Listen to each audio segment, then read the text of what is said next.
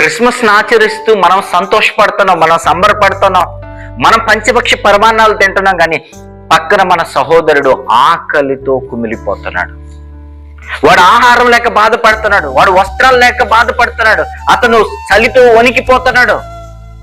మనమేమో యేసుక్రీస్తు ప్రభు వారి యొక్క పుట్టుక దినాన్ని మనం సెలబ్రేట్ చేసుకుంటూ పంచభక్ష పరమాన్నాలు తింటున్నాం, మాంసాహారాలు తింటున్నాం, ఇదిగో స్వీట్స్ తింటున్నాం, మంచిగా చక్కటి వస్త్రాలు ధరించుకుంటున్నాం పిల్లరా.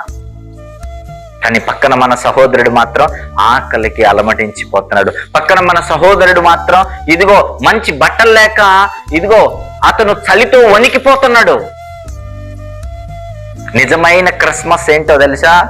మనము ఆహారం తినడానికి ముందు, మనము భుజించడానికి ముందు, మనం చక్కటి ఆహారాన్ని భుజించడానికి ముందు, మనం ఆనందపడడానికి ముందు పక్కన ఆకలితో ఉన్నటువంటి మన సహోదరుని యొక్క ఆకలి తీర్చడం నిజమైన క్రిస్మస్. యేసుక్రీస్తు ప్రభు దగ్గరికి ఒక యవనస్తుడు వచ్చి, ప్రభువా నేను నిత్య జీవం పొందుకోవాలంటే ఏం చేయాలి అని అడిగాడు. అప్పుడు ప్రభు ఏమన్నాడో తెలుసా? నీ ఆస్తినంతటిని అమ్మి మొదట బీదలకిచ్చిరా అన్నాడు. అంటే అర్థం ఏంటి? పక్కన ఒకడు బీదవాడుండగా నువ్వు సంతోషపడడానికి వీల్లేదు. అది దేవుని చిత్తం కాదు. దేవుడు నీ పట్ల ఆనందించడు. పక్కన ఒకడు ఆకలితో ఉండగా నువ్వు పంచభక్ష పరమాన్నాలు తింటే, మంచి మంచి ఆహార పదార్థాలు నువ్వు భుజిస్తూ ఉంటే, మంచి మంచి విలువైన వస్త్రాలు నువ్వు ధరించుకుంటూ ఉంటే, నీ క్రిస్మస్ను బట్టి దేవుడు ఆనందించడు. నీ క్రిస్మస్ను బట్టి దేవుడు సంతోషించడు. నువ్వు పెడుతున్న ఖర్చులను బట్టి దేవుడు సంతోషించడు ప్రియులారా. నీ సహోదరుడు ఆకలిలో ఉన్నప్పుడు, నీ సహోదరుడు వస్త్రాలు లేని వాడిగా ఉన్నప్పుడు, నీ సహోదరుడు కొరతలో ఉన్నప్పుడు, బాధలో ఉన్నప్పుడు, కన్నీటితో ఉన్నప్పుడు నువ్వెలా మంచి ఆహారం తినగలవు? నువ్వెలా మంచి బట్టలు ధరించుకోగలవు? నువ్వెలా ఇదిగో ఆనందపడగలవు? నువ్వెలా సంతోషపడగలవు? ఇది మహా సంతోషకరమైన శుభవర్తమానమని దూత తెలియజేసింది కదా. పక్కని వాడి ఆకలిని మనం తీర్చాలి. క్రిస్మస్ సందర్భంలో ముఖ్యంగా మనం ఏం చేయాలో తెలుసా? ఆకలితో ఉన్న వారిని వెతికి వాళ్ళకి యేసుక్రీస్తు ప్రభు వారి పేరుతో వారి ఆకలిని తీర్చాలి. ఆమేన్, ప్రైజ్ ది లార్డ్. బట్టలు లేని వారిని మనం వెతికి వారికి ఏం చేయాలో తెలుసా? వారి దేహాన్ని కప్పుకోవడానికి మొదటిగా వారికి మనం దుస్తులు ఇవ్వాలి. ఈ క్రిస్మస్ సందర్భంలో మనం ఏం చేయాలో తెలుసా?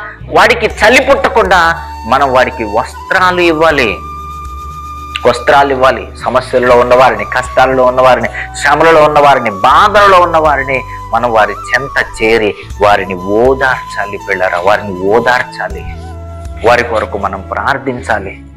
వారిని బలపరచాలి. దేవుని యొక్క నిత్య శక్తిని, దేవుని యొక్క మహోన్నత్వాన్ని, దేవుని యొక్క ఇదిగో ఆయన యొక్క రక్షణను వారికి మనం తెలియజేయాలి పిల్లరా. అది నిజమైన క్రిస్మస్. అది చేయకుండా మనం ఎన్ని మంచి మంచి ఆహారాలు తిన్నా నీ క్రిస్మస్ని బట్టి దేవుడు సంతోషపడడు. నువ్వు ఎంత చక్కటి వస్త్రాలు ధరించినా నీ క్రిస్మస్ని బట్టి దేవుడు సంతోషపడడు. నువ్వు ఎంత మంచి డెకరేషన్ నువ్వు మందిరానికి చేసినా, ఇదిగో నీ ఇంటికి నువ్వు మంచి మంచి పెయింటింగ్స్ వేసుకున్నా, నీ ఇంటిని నీట్ గా నువ్వు క్లీన్ చేసుకున్నా దేవుడు నిన్ను బట్టి ఆనందించడు, సంతోషపడడు. ఎందుకంటే నీ హృదయములో సాటి వ్యక్తిని ఆదరించాలన్నటువంటి మంచి మనస్సాక్షి లేదు.